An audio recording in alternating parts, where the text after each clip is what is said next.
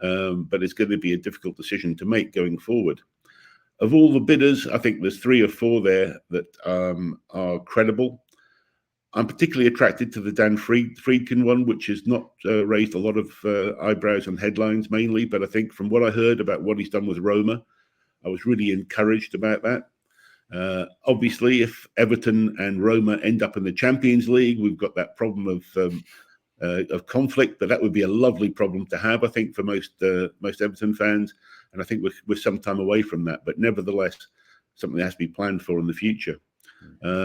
MSP, of course, depending on who they partner up with, would be very interesting. Another good record of partnerships there. So I think those 2 would be very interesting.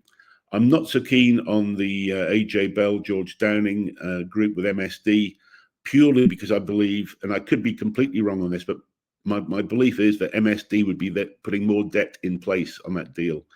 And it's just purely the debt and the increase in debt that would make me be concerned a bit further about that. So the ones that put in the most equity and pay off the debt will be the ones that I'll be supporting.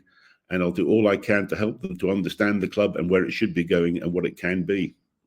And Keith, to sort of wrap this segment up entirely, can you please give us a sort of a rough timeline of events, how you expect this to play out potentially, and what the next few weeks and months could look like for the club with, a potential few offers coming in? Well, what we've got to hope for is that a preferred bidder does come out of this group in fairly short order. I'd hope in the next 2 weeks that there is a preferred bidder named. And that alone would be enough, I think, to calm things down and to move forward. And we get some sort of idea of the structure that they're looking to impose. Now, if they're not, John Textor, and they have to get owners and directors approval, that can take up to 6 weeks for the Premier League. But all those things should be a formality given the quality of the bidders we're now talking about. I don't think any of them are really in a 777 situation. So I feel quite comfortable that we're going to be able to move ahead. The main thing is bringing to an end the speculation and let the process begin to get it done. I've always been happy enough to allow this season for it all to calm down and to see guarantees given short term on debt repayment, etc., money, working capital in the club. I've got no problem with that.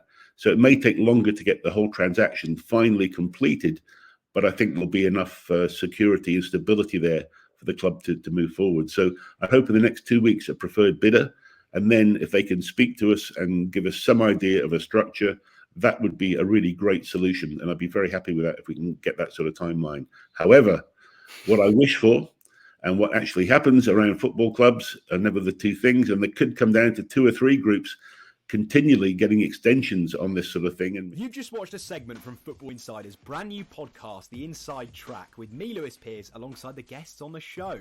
Thanks very much for tuning in. Please do give the video a like, comment your thoughts on the topic, and feel free to share on your social media pages. If you want to listen to the full podcast episode, click the link in the description below.